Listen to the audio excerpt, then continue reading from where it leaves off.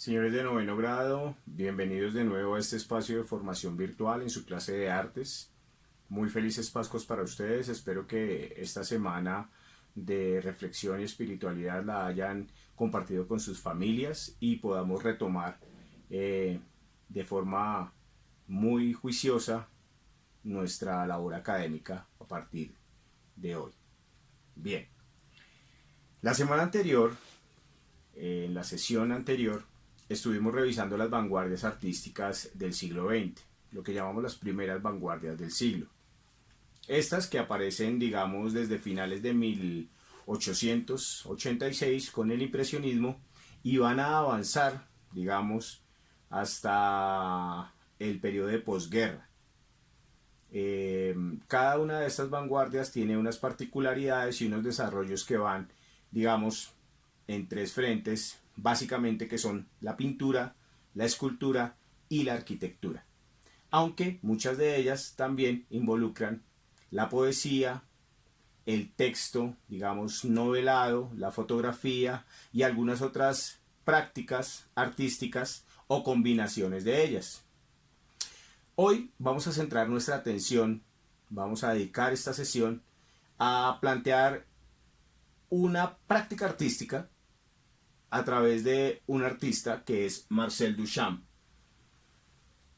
Sé que algunos pudieron leer de él dentro de los movimientos de vanguardia, porque fue un artista que, digamos, estuvo coqueteando con algunos de ellos y dejó desarrollos importantes sin estar vinculado específicamente a alguno de estos movimientos de vanguardia.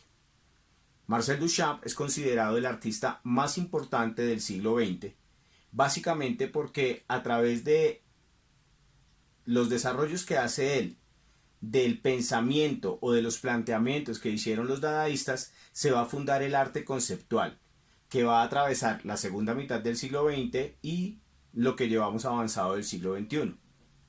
Es decir, Marcel Duchamp de alguna u otra manera es quien planta la semilla de todo lo que va a ser el arte idea o el arte conceptual. Pero hoy vamos a centrar nuestra atención básicamente en una práctica que él inaugura o que él crea, que él denomina el ready-made.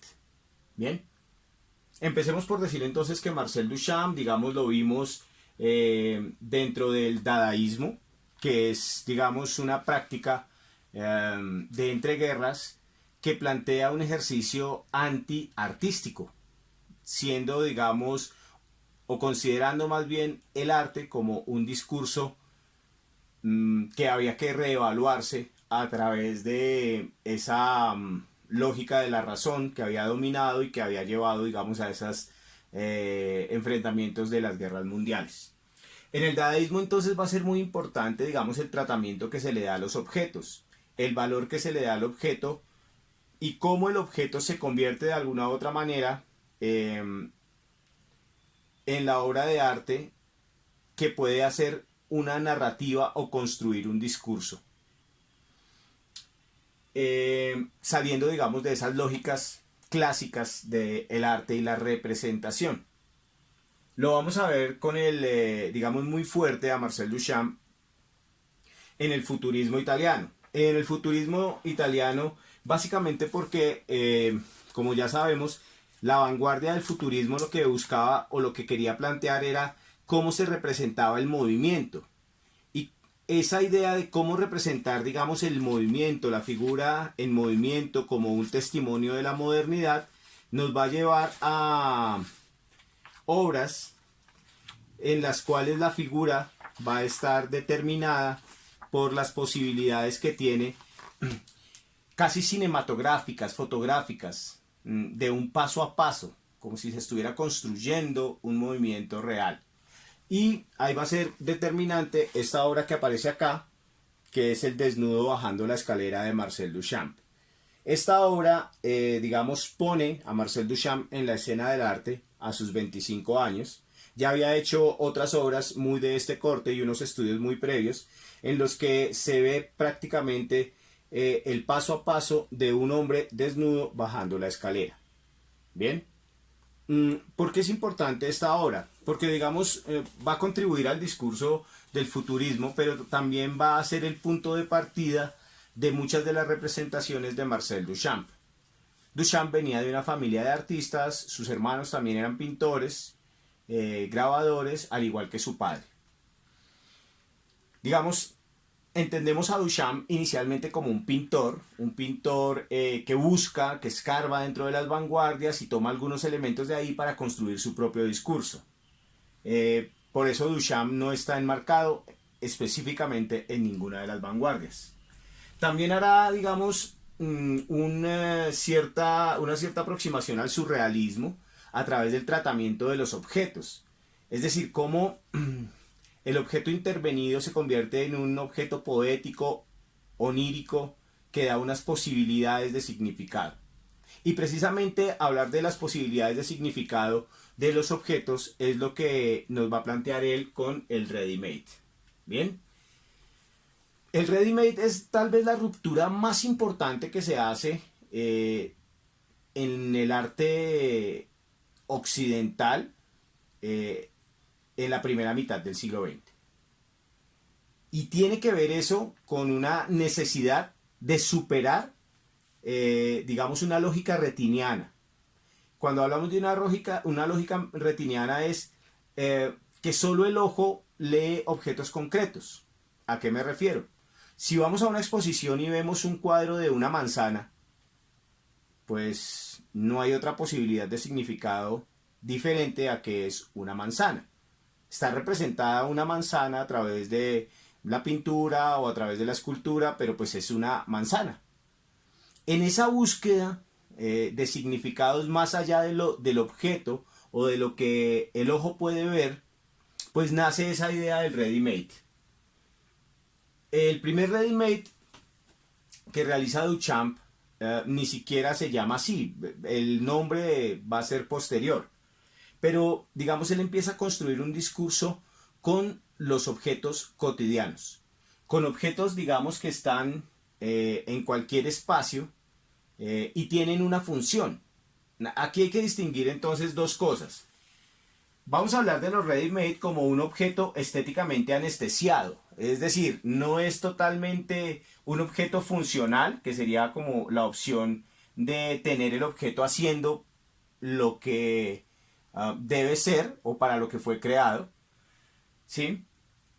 Y al otro lado tendríamos lo que es un objeto de arte, es decir, cualquier objeto de la naturaleza puede ser llamado, piensa esto, puede ser nombrado, denominado como obra de arte si se saca de su contexto y se pone en un contexto artístico, en un contexto expositivo.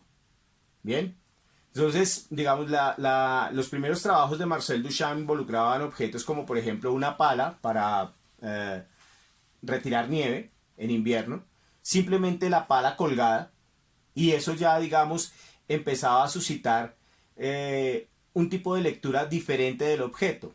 No es la pala, digamos, cumpliendo su función o en la casa para lo que está destinada a tenerla en un espacio expositivo. Eso ya cambia la naturaleza, digamos, de lectura del objeto. Y es básicamente a lo que nos va a enfrentar Marcel Duchamp con sus ready-made. Si fuéramos a definir esta práctica, podríamos decir que es la posibilidad de introducir objetos cotidianos anulando su utilidad o su funcionalidad para darle un significado artístico, un significado estético. Ahora, ¿por qué es tan importante esto? Pues porque básicamente sacar un objeto y nombrarlo como arte implica hacer una serie de cuestionamientos profundos sobre la idea que se tiene de arte. Y no solo sobre la idea que se tiene de arte, sino de la idea que se tiene del artista. Por ejemplo, uno todavía carga esa lógica del artista bohemio del siglo XIX, el tipo genio creador que está en su guardilla esperando la inspiración, y entonces llega la inspiración y este tipo produce una obra sublime, magnífica. No, aquí Duchamp lo que dice es, no hay tal cosa. Simplemente el ejercicio artístico se trata de encontrar lo que tenemos cotidianamente, resignificarlo, es decir, darle otro sentido, otro significado, otro valor y poder plantearlo como si fuera una obra de arte. Ahora, que sea una obra de arte o no, pues es complejo en términos de que no está insertada dentro de un sistema de arte y cultura. Es decir, no hay una validación del sistema de arte y cultura donde están las galerías, los museos, los galeristas, los expertos de arte, para validar eso como arte. Entonces, ese concepto lo vamos a dejar un poquito ahí en remojo porque, digamos, en nuestro ejercicio pedagógico y artístico no es muy, digamos, conveniente y lo vamos a reemplazar por uno que es prácticas artísticas. Entonces el ready-made sería una práctica artística y nosotros vamos a desarrollar exactamente eso, prácticas artísticas. Ahora, esta intencionalidad de los objetos y de poder resemantizarlos, sacarlos de su contexto, darles una nueva función y un nuevo valor, ya no funcional, ya no para lo que fueron hechos, sino artístico o estético, va a impactar toda la producción artística de la segunda mitad del siglo XX de una forma muy importante. Entonces vamos a ver, por ejemplo, que el land art o el arte povera, ¿sí?, son hijos directos de esta lógica del objeto del ready-made. Ahora, esos cuestionamientos que hace Duchamp sobre el arte, pues prácticamente van a mover todos los cimientos de lo que considerábamos históricamente como válido para hablar de arte. Y sobre todo sobre una lógica estética de lo bello. ¿Sí? ¿Qué puede tener de bello colocar un orinal en una sala de exposición? Entonces, romper con esa lógica de lo bello, del objeto, digamos, académico, terminado. Ustedes vieron, por ejemplo, que en las vanguardias se utilizaban diferentes materiales, fundidos en bronce, tallas en madera, vaciados en yeso, escrayola, todo este tipo de digamos, técnicas, ¿bien? Que de alguna u otra manera requieren un virtuosismo del artista. Pero con estos cuestionamientos de Duchamp que nos van a llevar al arte conceptual, pues desaparece también esa lógica del artista como una persona superdotada y una persona con una técnica depurada. Es decir, cualquiera podría ser un ready-made. En ese sentido, los cuestionamientos de Duchamp pasan por preguntarnos, por ejemplo, ¿qué es arte? ¿Y por qué eso que consideramos arte es arte? ¿Sí? ¿Qué lo valida como arte? ¿Quién puede ser artista? Y esta que es muy importante y es ¿cuál es la funcionalidad del arte? Es decir, ¿el arte para qué sirve? Si es que sirve para algo. Que sería una pregunta que tendríamos que desarrollar, digamos, con un poco más de argumentación. Y todo esto, digamos, tiene que ver con el arte, de acuerdo a lo que planteamos acá, tiene una tarea básica y es hacer pensar. Es decir, vuelvo a mi ejemplo de la manzana. Si yo voy a ver manzana, pues no necesito pensar, sino simplemente leer lo que hay ahí como imagen manzana. Pero en el arte conceptual necesito es pensar. Y ese pensar, digamos, involucra un cuestionamiento de la realidad, un cuestionamiento de la misma producción artística y sobre todo cumplir con una tarea que es la fundamental de las prácticas artísticas hoy y es hacer evidente lo evidente. Crear nuevas categorías estéticas que estén vinculadas, digamos, con la realidad, con la cotidianidad. Esa lógica de juntar arte y vida se ve muy claro, digamos, en esta intención de colocar los objetos cotidianos, insertarlos en esa lógica de la producción artística. Ahora, ¿qué es importante acá? Los nombres. Cuando hablamos de resemantizarlo, es reelaborar su significado.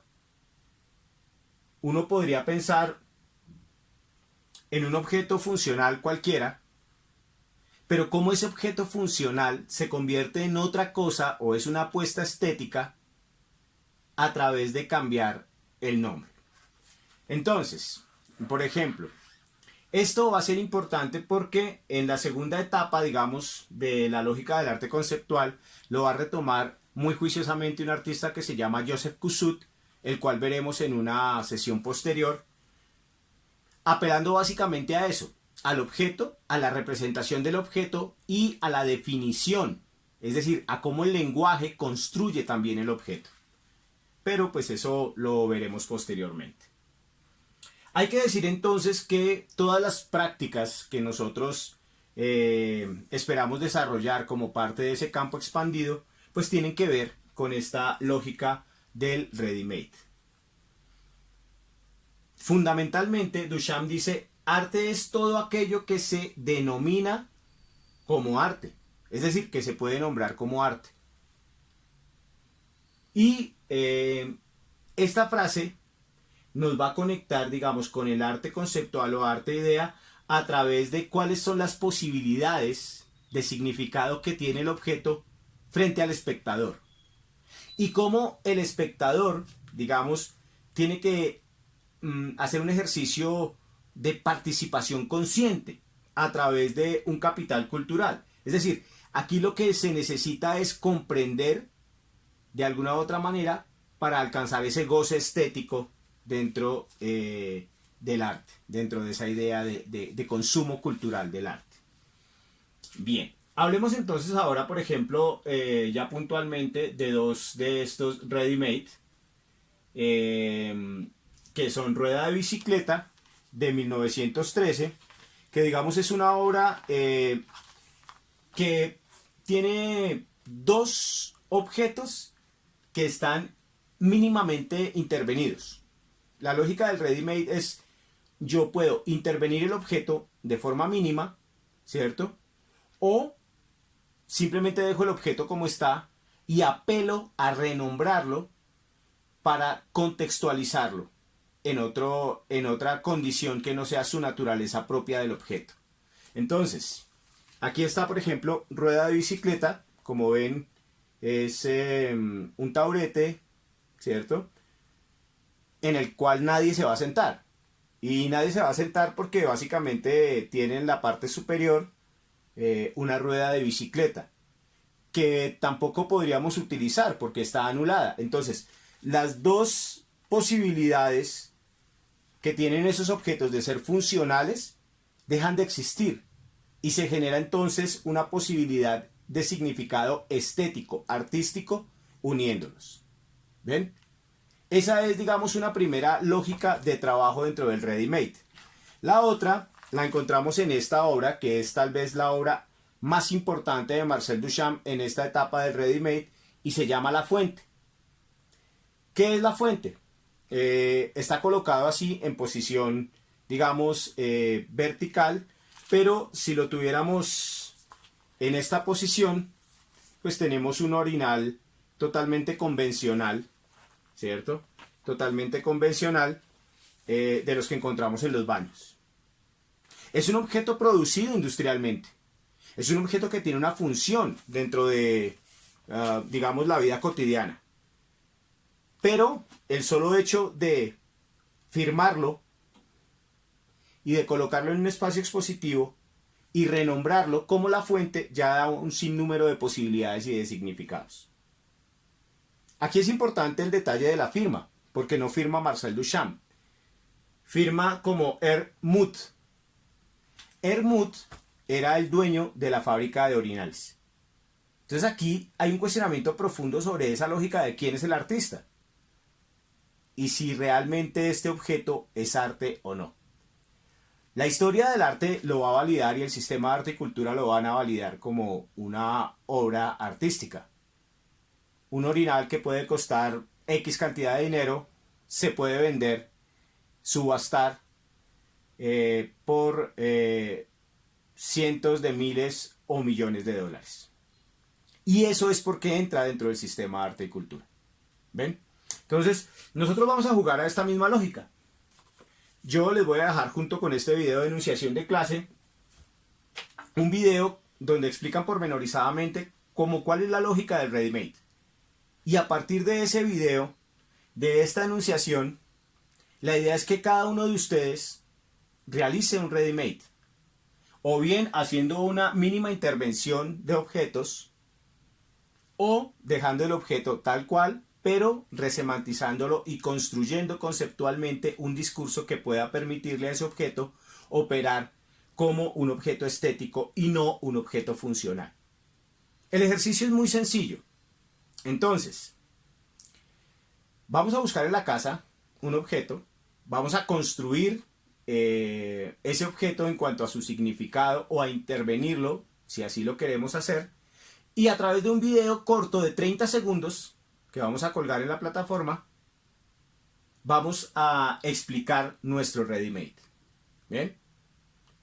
Para aquellos que quieran andar un poco en el tema, La Fuente, por ejemplo, es una obra sobre la que se ha escrito muchísimo. Tiene, digamos, toda una connotación particular. Hay quienes han hecho estudios de la obra, teorizan sobre, por ejemplo, que es un discurso que tiene que ver sobre la condición de género, lo masculino, lo femenino, que el hecho de voltearlo habla de una suerte de útero. Bueno, hay cantidad de interpretaciones y lecturas de la obra, pero eso obedece también a esa lógica de pensarnos en un tipo de espectador que no solo consume, digamos, de forma general o visualmente algo, sino que intenta o construye, interpreta el discurso que pone el artista a través de ese objeto. Resumamos entonces, cada uno de ustedes tiene que hacer un pequeño video de 30 segundos exponiendo un ready-made construido en su casa. Esa es nuestra misión de entrenamiento para esta semana. Como dije, es un ejercicio muy sencillo, pero pues que necesita, digamos, un proceso de reflexión, de entender, digamos, cuál es la naturaleza del objeto y qué se puede plantear a través de él.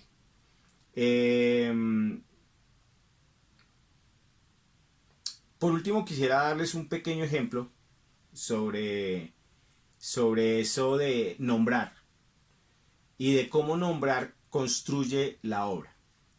Hace ya largos años, en un colegio, un estudiante planteó el siguiente ejercicio y era pensarse en eso de jardín de niños. ¿Cómo es un jardín de niños? Entonces, digamos, en el colegio, la zona de preescolar tenía el grado jardín. Y había una zona verde junto a esa sede. Así que la acción que realizó el estudiante fue sacar a los niños de preescolar, forrarles los pies en bolsas plásticas, con ayuda de sus compañeros, cavar unos pequeños huecos en toda esa zona verde y sembrar a los niños. Y hacer una serie de fotografías de un jardín de niños. Estaban los niños realmente sembrados en esa zona verde. ¿Ven? Eso es un ejercicio absolutamente conceptual frente al lenguaje y frente a la imagen. Entonces la idea es que empecemos a pensar un poco en esa lógica y ver que el arte, digamos, o en las prácticas artísticas más bien hoy día, pesa más la idea que el objeto en sí mismo, ¿no? Entonces, démonos a la tarea de pensar, de hacer eso que nos pide Duchamp, de preocuparnos por pensar, porque el arte básicamente tiene esa misión, hacernos pensar. Desarrollen el ejercicio, quedo atento a sus comentarios y manos a la obra.